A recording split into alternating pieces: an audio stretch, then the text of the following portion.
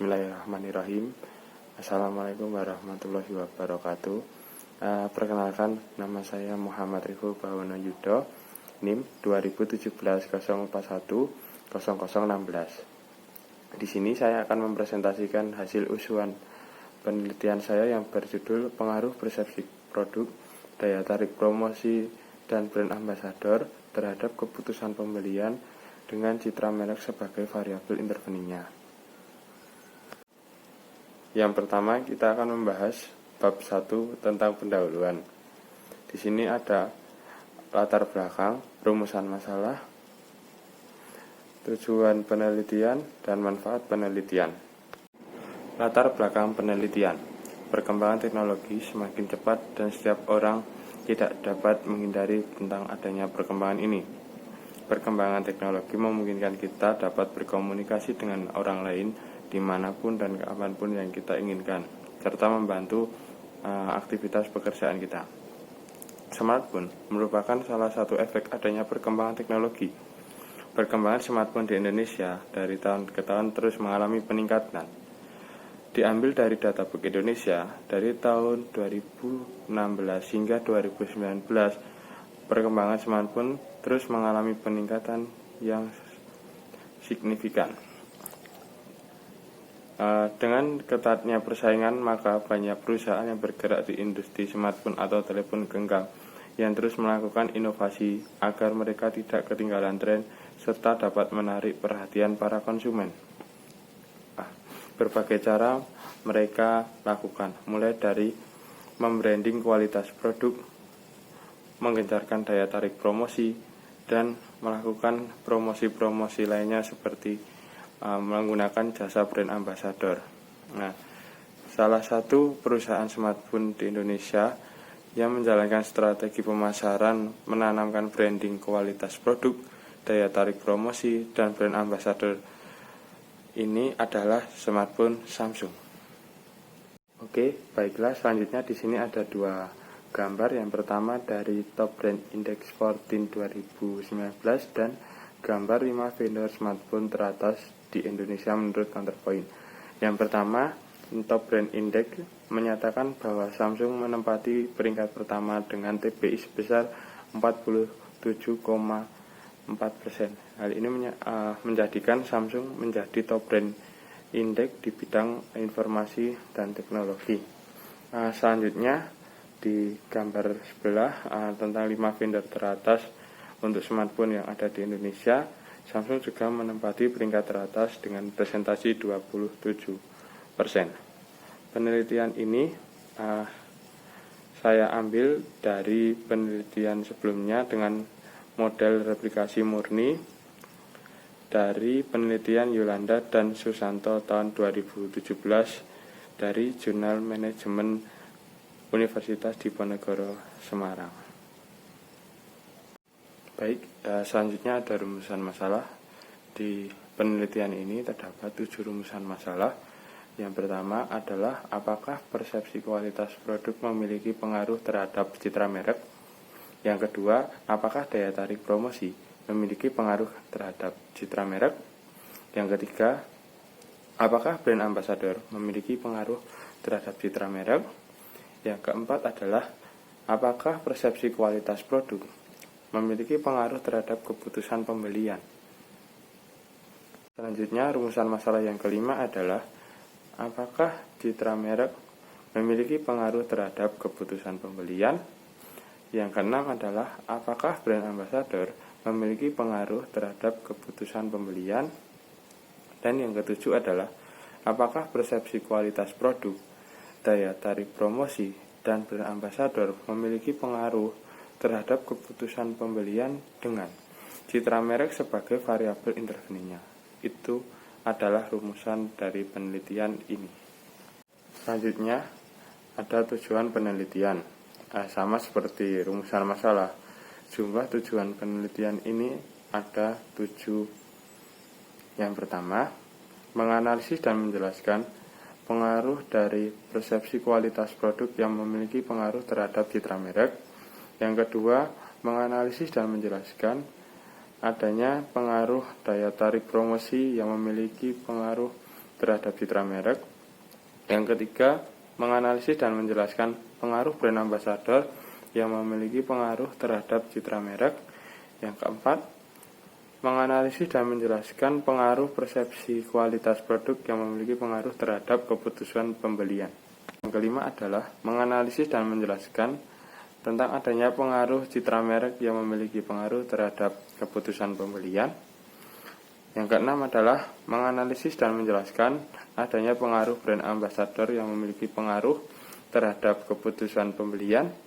Dan yang ketujuh adalah menganalisis dan menjelaskan adanya pengaruh dari kualitas produk, daya tarik promosi, dan brand ambassador yang memiliki pengaruh terhadap keputusan pembelian dengan citra merek sebagai variabel interveningnya.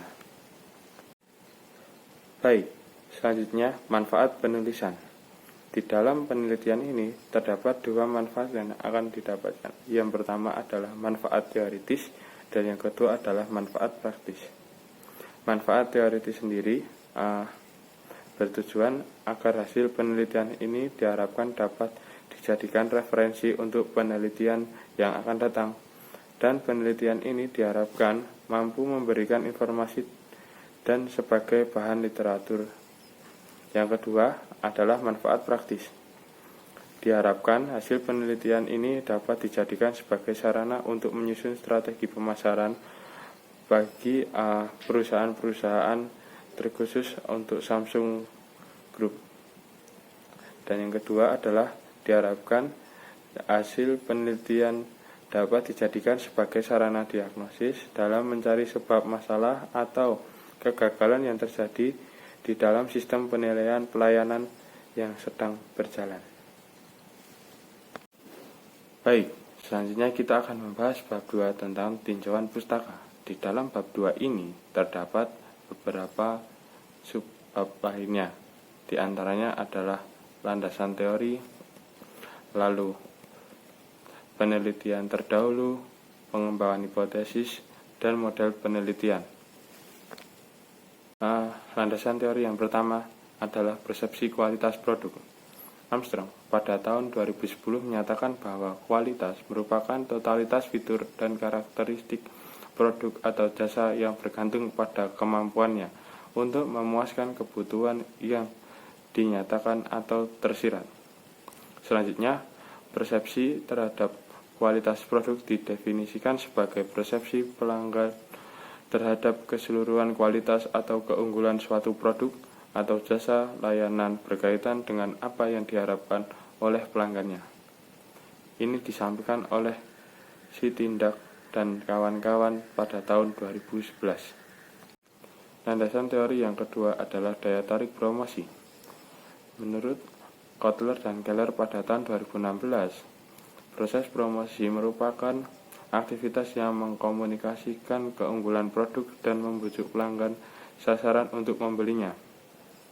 Selanjutnya, menggunakan kegiatan promosi dengan memberikan daya tarik kepada konsumen melalui promosi moneter dan non-moneter seperti harga, diskon, kupon, undian, dan menarik perhatian konsumen terhadap produk tersebut. Ini disampaikan oleh Johnson pada tahun 2015. Landasan teori yang ketiga adalah brand ambassador. Brand ambassador adalah seseorang yang mempresentasikan potret atau citra terbaik dari sebuah produk. Ini disampaikan oleh Suwardi pada tahun 2015. Selanjutnya, menurut Kertamukti pada tahun 2015, brand ambassador adalah individu yang terkenal oleh publik atas prestasi selain daripada produk yang didukungnya. Landasan teori yang keempat adalah keputusan pembelian. Menurut Kotler dan Armstrong pada 2014, menyatakan bahwa keputusan pembelian adalah tahap proses keputusan di mana konsumen secara aktual melakukan pembelian produk. Yang kedua, menurut Bugari Alma, pada tahun 2013 mengumumkan bahwa keputusan pembelian adalah suatu keputusan konsumen yang dipengaruhi oleh ekonomi, keuangan, teknologi, politik, budaya, produk, harga, lokasi, dan promosi. Landasan teori yang kelima, citra merek. Menurut Ciptono tahun 2015, citra merek adalah deskripsi, asosiasi, dan keyakinan konsumen terhadap merek tertentu. Sedangkan menurut Kotler dan Kelter pada tahun 2019, citra merek atau brand image adalah persepsi dan keyakinan yang dipegang oleh konsumen, seperti yang dicerminkan oleh asosiasi yang tertanam dalam ingatan pelanggan, yang selalu diingat pertama kali ketika mendengar slogan dan tertanam di benak konsumen. Selanjutnya adalah penelitian terdahulu.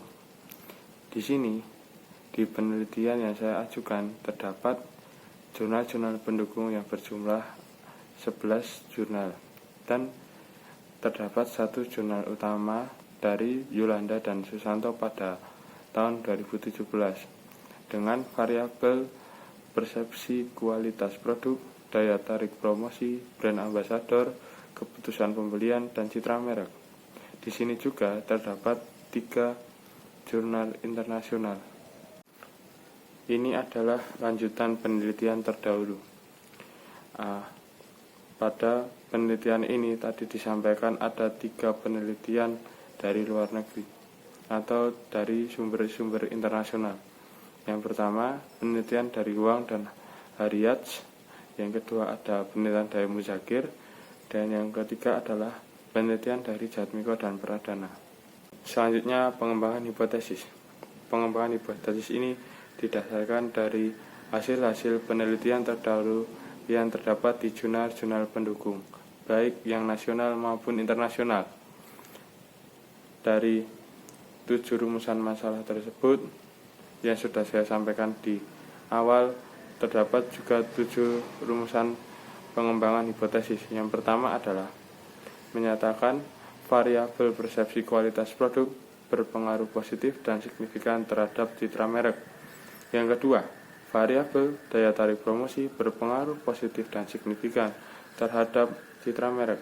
Yang ketiga, variabel brand ambassador berpengaruh positif dan signifikan terhadap citra merek.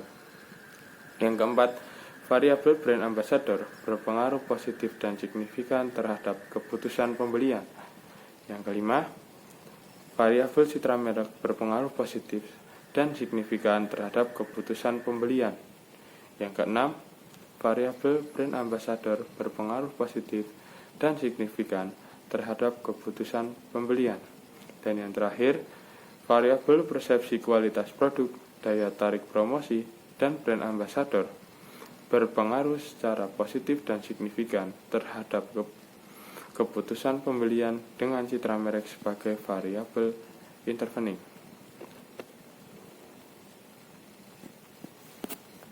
Selanjutnya, model penelitian. Dapat dilihat di gambar, itu adalah model penelitian dari penelitian ini. Di penelitian ini terdapat 3 variabel independen, 1 variabel dependen, dan 1 variabel mediasi atau intervening. Variabel-variabel independen yaitu adalah persepsi kualitas produk, daya tarik promosi, dan brand ambassador.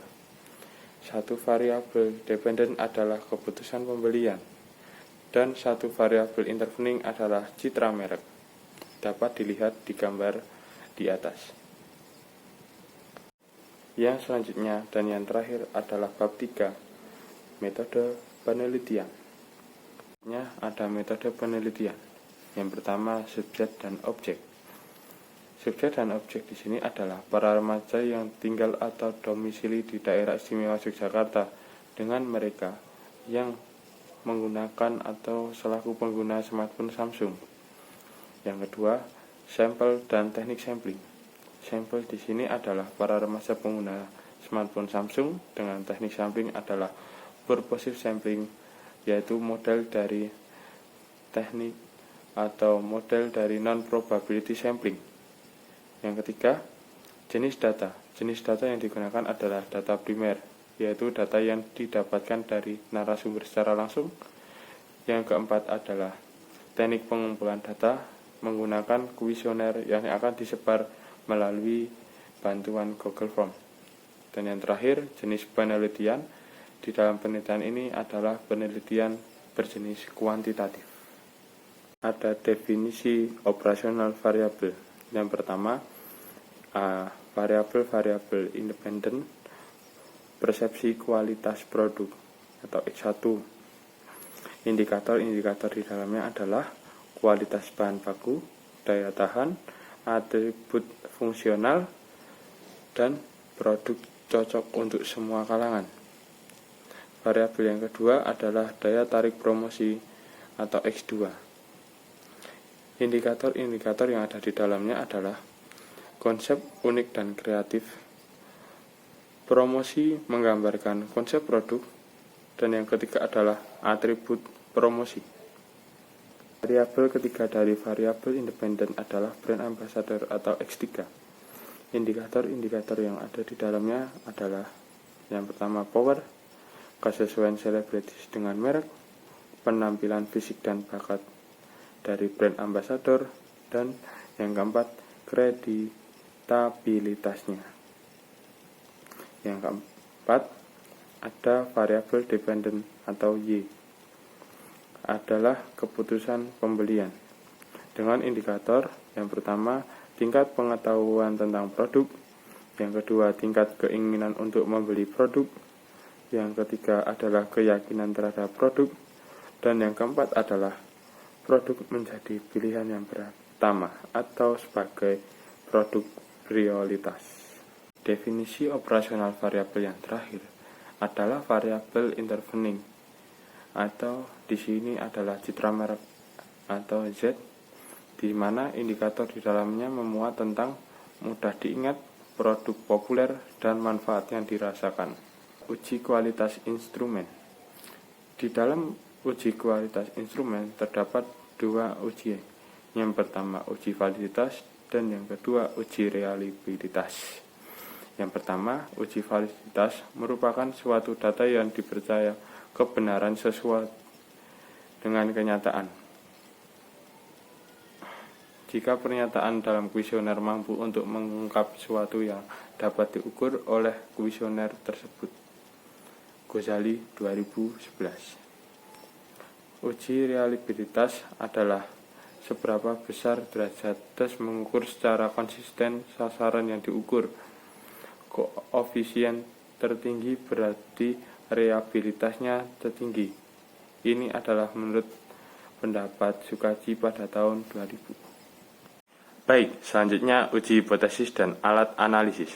Menurut Ghazali pada tahun 2008, Structural Equation Modeling atau SEM ini adalah sebuah evolusi dari persamaan berganda yang dikembangkan dari prinsip ekonometri dan digabungkan dengan prinsip pengaturan dari psikologi dan sosiologi. SEM telah muncul sebagai bagian integral dan penelitian manajerial akademik. Dalam penelitian ini, peneliti menggunakan SEM model Amos. Asumsi-asumsi yang harus dipenuhi sebelum melakukan pengenalan SEM adalah yang pertama kecukupan ukuran sampel yang berkisar antara 100 hingga 200 sampel. Yang selanjutnya adalah uji outlets, yang ketiga adalah uji normalitas, yang keempat adalah uji multikolinearitas. Selanjutnya, langkah dalam SEM Amos adalah yang pertama pengembangan model berdasarkan teori, yang kedua penyusunan path diagram dan structural equation, yang ketiga adalah pemilihan jenis input metrik dan mengestimasi model yang telah diusulkan, yang keempat adalah penilaian kriteria goodness of fit, yang kelima adalah uji signifikansi parameter, yang keenam adalah interpretasi dan memodifikasi model, dan yang terakhir adalah uji mediasi SEM.